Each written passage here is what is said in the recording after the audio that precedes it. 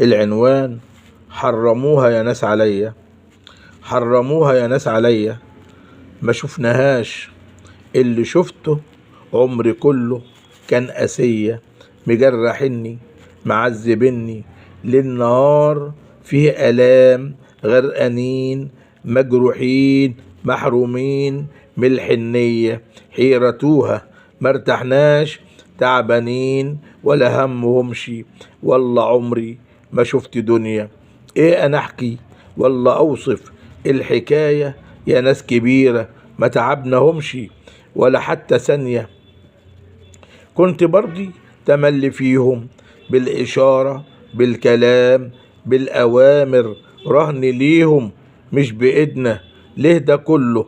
طب وليه عملنا ايه؟ ما أذناش حد فيهم جانيين علينا، بنيت بإيدي أبراج عشانهم ولا غير عشانهم، وإن كانوا فيها بعدوني عنها، بعدوني عنها، سكنوا هم وفي جنة وفي جنة وفي جنة عاشوا، سكنوا هم سكنوها هم وفي جنة عاشوا، والحلو ليهم والمر ليا، معذبنا دايما في حن معزينا دايما في حنا، يرتاحوا هم نتعب احنا، ينجوا هم نغرق احنا، في الفرح هم في الحزن احنا، عالشوق خطانا عالورد هم، ومش راضيين ولا سايبنا، مجرحنا بالمراسلة او بالمباشرة، ايه انا اعمل من اللي منهم؟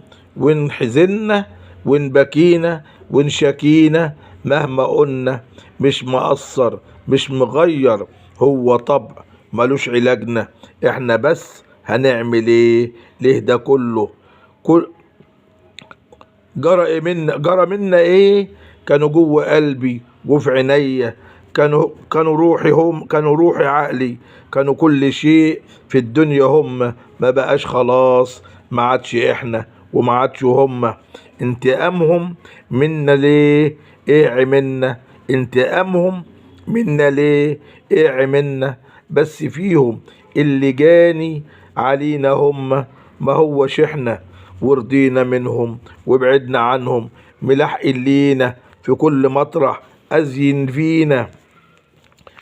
فينا جرح فينا، معذبنا، ويا ريت صعوبنا في يوم عليهم، ما صعبناش ولا همهمش يوم ألمنا، كنت عايش فيها ليهم، كان عشانهم كل شيء، الدنيا بيدي جبناها لهم، ما عادش دنيا، في بحورها وحدي مجهم لطمني، في بحورها وحدي مجهم لطمني، مش لاقي بر ولا لاقي حد، خد يوم بإيدي خد يوم بإيدنا، الكل سابنا، ولا لاقي حد، خد يوم بإيدنا الكل سابنا، حرموها يا ناس عليا.